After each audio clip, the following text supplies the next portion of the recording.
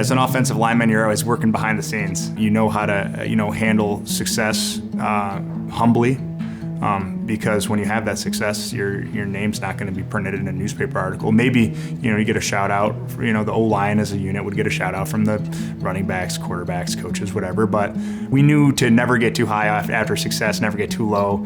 If there's any kind of failure, that it just really took, 5 guys to, grind day in, day out and look to keep getting better and build as a unit.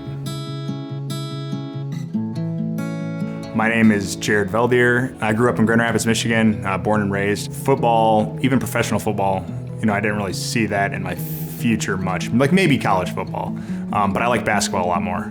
Coach Otterbein came and watched one of my basketball games and then offered me a scholarship to play football after, and I accepted pretty quick because I was already familiar with the school. My brother went there, played basketball there. I could see the value in being at an institution like that for 4+ years.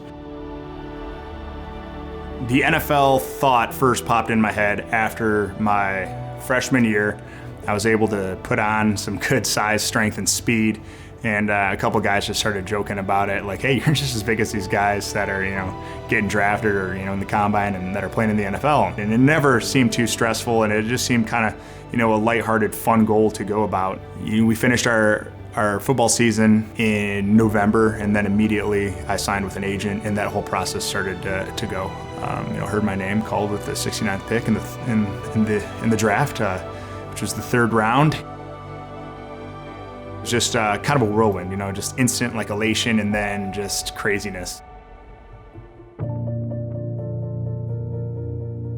Looking back at the transition between Division II and the NFL, getting moved from left tackle to right tackle probably sticks out as the biggest challenge, because I played left tackle my whole time at Hillsdale and played left tackle for the first 7 years of my NFL career. And when I took those initial right tackle sets, man, it just felt so awkward. My body was just so programmed to move from a left-handed stance. I mean, I wanted to basically quit in training camp because I felt like I was just so worthless, and that I was, no longer that one of those 5 guys that was accountable to one another, and that I couldn't do my job, and I didn't want to do that to the group and the team. And it's never fun when you have to learn through playing in front of, 60,000 plus people. But again, just kind of keep your head down and try to get better and correct things and fix it as you go. And that's what I did and figured it out. And so it's nice being able to take some of those lessons and now try to apply them outside of football. Trying to raise a young family, and now being back in West Michigan, and just life-changing. Sometimes you feel like you can maybe lose your footing, but with what I've learned, I'm able to kind of stay grounded, if that makes sense. Something that everyone who's gone to Hillsdale's heard a million times. It's the people. And I think it really applies because, without that great group of people there, I don't know how many people would stick around and survive and thrive and have a really, good academic career, athletic career, whatever it is there. It's a tough place. So it was a losing record my freshman year. And then it seemed like each year, I think it was each year, we had gotten better, improved.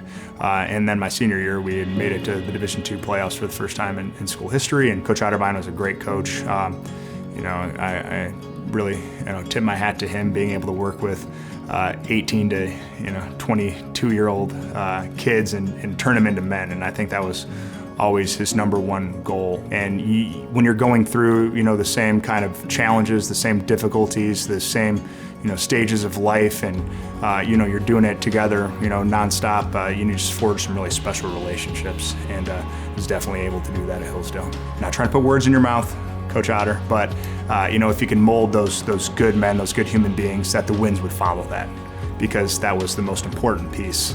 Without that, then the wins wouldn't happen.